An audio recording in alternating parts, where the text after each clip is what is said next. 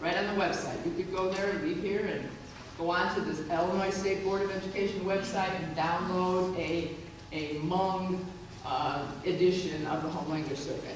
So there's no reason for a parent to have to walk into a school and get a language survey in English when they obviously do not speak that language. So school districts have that responsibility. So, parents need to be informed of what a school is recommending for their children. They are recognized as their child's main first provider, and they need to be informed. If possible, school districts have to get a translator and explain to them. Now, many non-English speaking parents are confused about the value of bilingual education. As Dr. Greenwood has said, you know, they are workers, they're here for the same reason that my grandparents, all four of them, came to this country. They want a better life. And they know that the ticket to the better life is hard work, but also mastery of English. So, sometimes parents will say, I don't want my child in a bilingual program, I want them in an all-English program. I want them to learn English.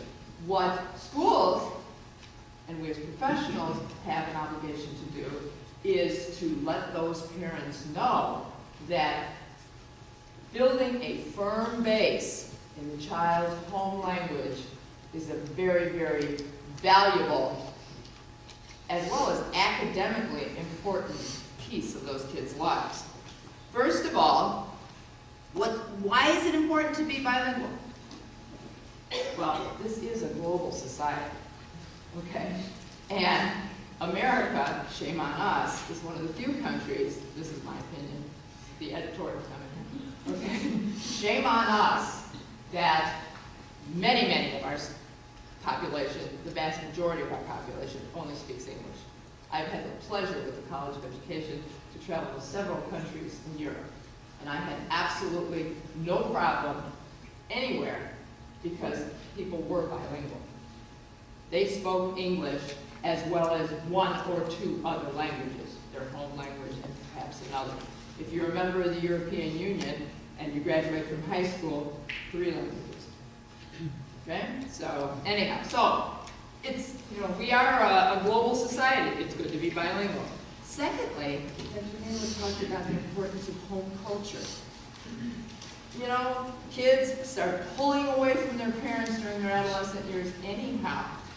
If kids stop speaking the language of the home, the grandparents, the extended family, that widens, that gap widens, and so you don't have that strong family relationship. Academically, if you can process in one language, it's very easy to transfer to another language. But if you don't have, how many families discuss the quadratic equation over dinner? Not many, right? You need to have your home language based so that you can get that academic language and then transfer it into English. So if possible, bilingual education is much better than ESL. Anyhow, if you want to know more about that, you have to enroll in our bilingual survey class. That's all. You don't get any more on that much. So, but students need a language-rich environment. They need words. They need to be read to. They need to have conversations with their parents. And if we pull that away from them by putting them in an all-English program, we've kind of destroyed that family and that core. And since we're not going to be, is the correct one, jingoistic? Since we're not going to